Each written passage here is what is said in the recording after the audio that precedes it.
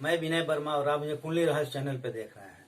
आज की इस वीडियो में हम बात करने वाले हैं राजनीति में सफलता कब और कैसे मिलता है, अर्थात एमपी एमएलए मंत्री बनने का योग कुंडली में कब बनता है।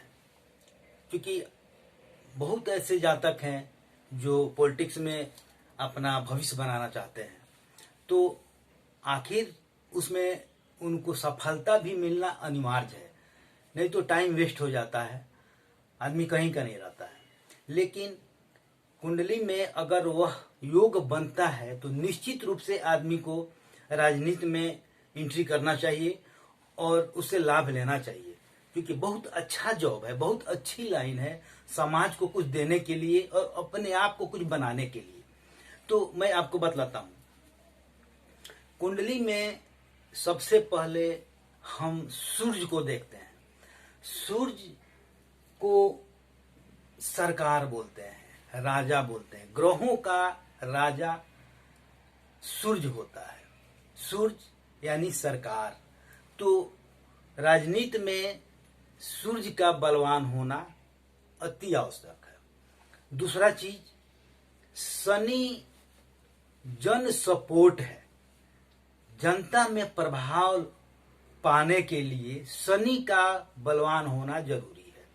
तो शनि भी बलवान होना चाहिए, क्योंकि वही जन समूह से चुनकर किसी व्यक्ति को आगे निकालता है, चुनता है। तो जन सपोर्ट होना भी बहुत ही जरूरी है। अब मैं आपको चक्र के माध्यम से बतलाऊंगा कि सूर्य लग्न में अगर सूर्य है या फिर केंद्र में है, केंद्र अर्थात 1 4 7 10 इसको केंद्र बोलते हैं, लग्न मेन हो गया। तो यहाँ पे अगर सूर्य है या केंद्र में है या त्रिकोण में है, इसका त्रिकोण 5वें भाव और 9वें भाव होता है। तो सूर्य अगर लग्न में है या केंद्र में है या फिर 5वें भाव और 9वें भाव में हो तो सफलता मिलता है राजनीति के क्षेत्र में। वैसे जातक को राजनीति में उतरना चाहिए। दूसरा चीज, शनि भी अगर लग्न में हो या त्रिकोण में हो, लग्न में हो या त्रिकोण में हो और शनि अपने राशि में या उच्च का हो, जैसे अपनी राशि मकर राशि और कुंभ राशि और उच्च की राशि तुला राशि होती है, उसमें हो, तो ऐसे जातक को निश्चित रूप से सफलता मिलती है राजनीति क्षेत्र में। उसको राजनीति करना चाहिए। अगला चीज कि चौथे भाव 1 2 3 4 चौथे भाव में मंगल हो, या अगर मंगल यहाँ है तो इसका नजर भी यहाँ पे हो, अर्थात चौथे भाव में मंगल हो या मंगल का नजर हो तो भी राजनीति क्षेत्र में सफलता मिलता है। तीसरे भाव पराक्रम का भाव होता है, ये भी बहुत मायने रखता है। आदमी अपने पराक्रम के ही बल पे आगे निकलता है, तो पराक्रम भाव में भी इसका बल मिलना जरूरी है। आगे देखते हैं छठे भाव को। छठा भाव शत्रु का भाव या कंपटीशन का भाव, इसको कंपटीशन के भाव बोलेंगे। जब शत्रु रहेंगे, प्रतिद्वंदी जब सामने खड़ा रहेगा तब हम अपना प्रतिभा दिखा पाएंगे, इसलिए शत्रु का होना भी अनिवार्य है। तो छठा भाव भी कंपटीशन का होता है। जब तक आदमी के अंदर कंपटीशन का भावना नहीं होगा वो आगे राज नहीं कर पाएगा। तो यह भी बलवान ही होना चाहिए। लेकिन अगर वही शनि अगर यहाँ पे बैठ जाए तो शत्रु हंता होता है, शत्रु उसका कुछ भी नहीं बिगाड़ सकता, वह निर्विरोध आगे निकल जाता है। तो इस पे एक ग्रहों का भी ध्यान देना जरूरी है। दूसरा चीज कि 9वां भाव यानी भाग भाव, राज भाव और लाभ भाव, यह तीनों भाव भी बली होना जरूरी है। ये तीनों भाव को बल मिलना चाहिए। इसमें ग्रह अपने राशि में हो या उच्च राशि के हो या उस पे नजर हो, ये भी जरूरी है। तो भी आदमी को राजनीति में सफलता मिलता है।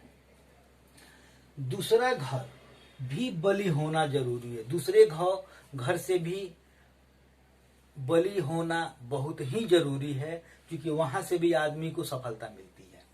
क्योंकि वही एक घर है जो आदमी अपने वाणी से दूसरे को प्रभावित कर लेता है, अपने वचन से दूसरे के ऊपर प्रभाव छोड़ देता है।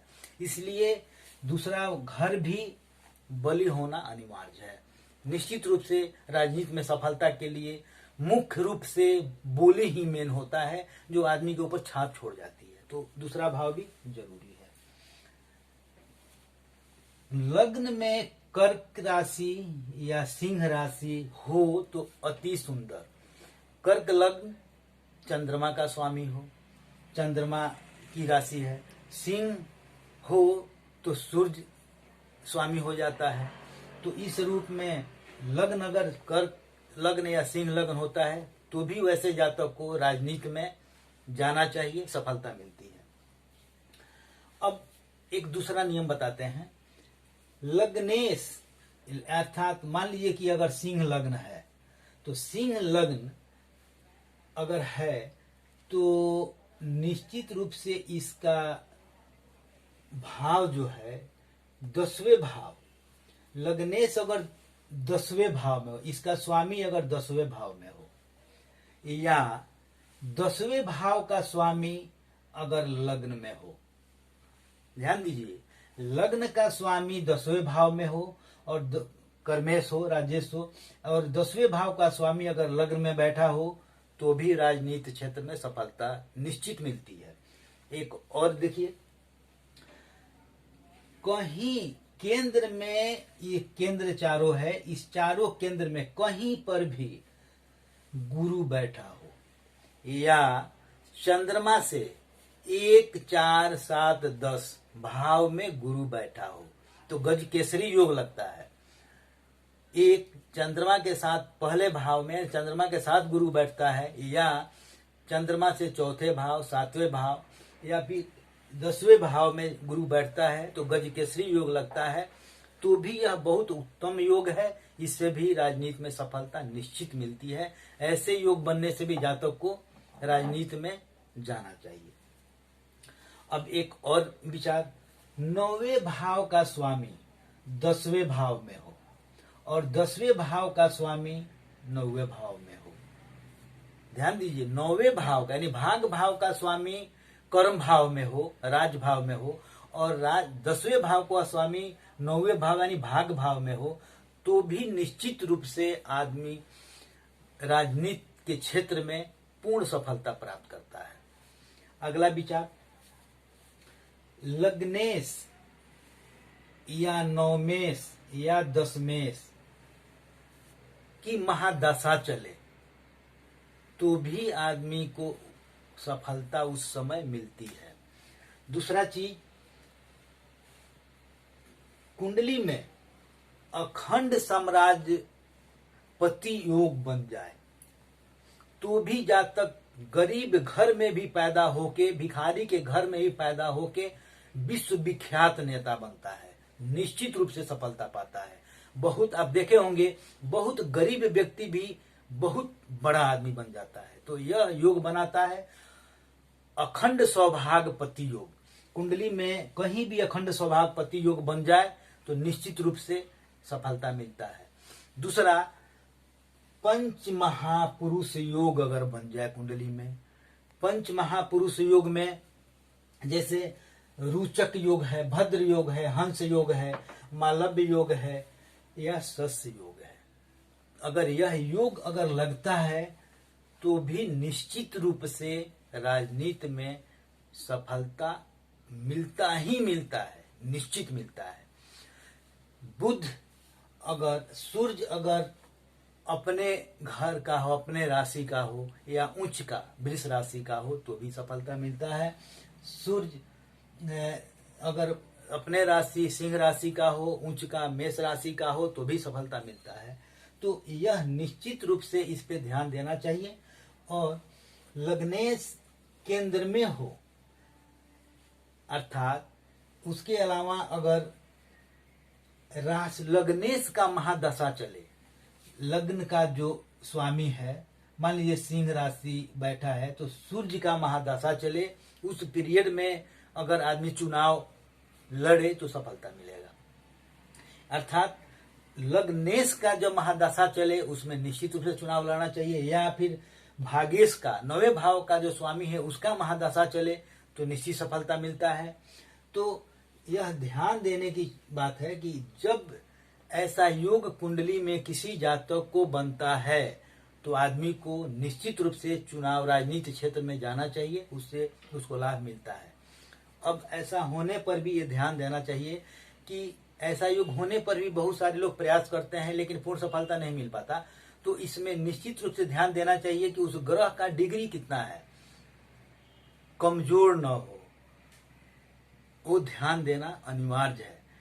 और उसका महादशा चले तो भी सफलता मिलता है, तथा जब महादशा चले तो उसका उपाय कीजिए।